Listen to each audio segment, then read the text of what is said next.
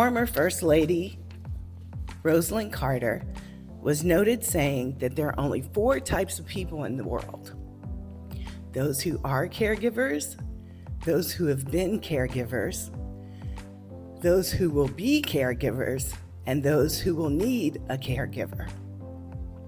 I'm Vivian Geary and the author of Mommy Philosophies, Lessons I Learned from My Mom During Caregiving.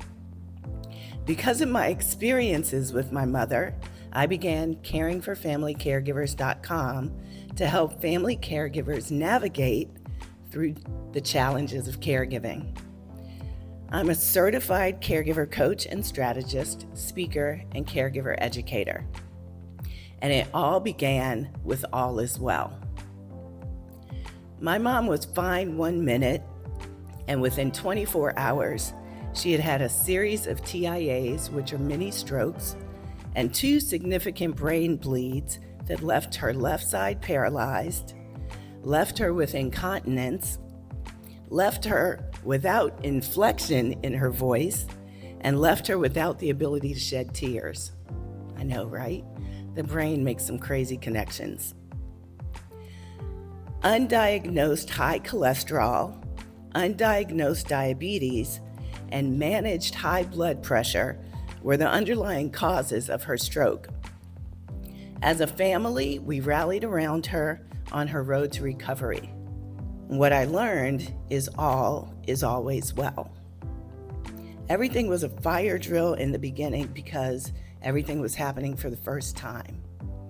It's a drastic and daily learning curve where eventually you learn you can handle just about anything that comes along because you've done just about everything. And finally, all is well. One of my mom's most popular sayings was, all is well. In fact, it's Mommy Philosophy number 1.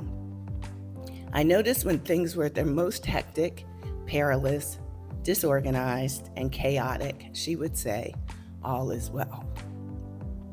It was a helpful reminder for her of the strength she needed to make it through the unknown, with the belief that she could do it with God to reach an outcome that she knew was attainable, even if it didn't look like it at the time. Kind of why I wrote my book. Just because my mom no longer sits at the dinner table doesn't mean I stopped hearing her voice. All of her sayings that sometimes made me giggle and sometimes made me growl were really her musings and philosophizing about life's little lessons that I might not have paid attention to if it weren't still playing in my heart. I couldn't let her voice end just because she's no longer here.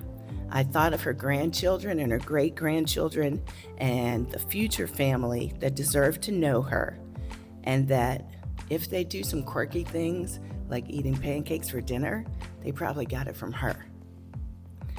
I wrote Mommy Philosophies because I wanted to share who Grandma Eleanor really was. I wanted her grandchildren to know how encouraging and determined she was and how they carry her gifts inside of them. I wanted them to feel her spirit with them.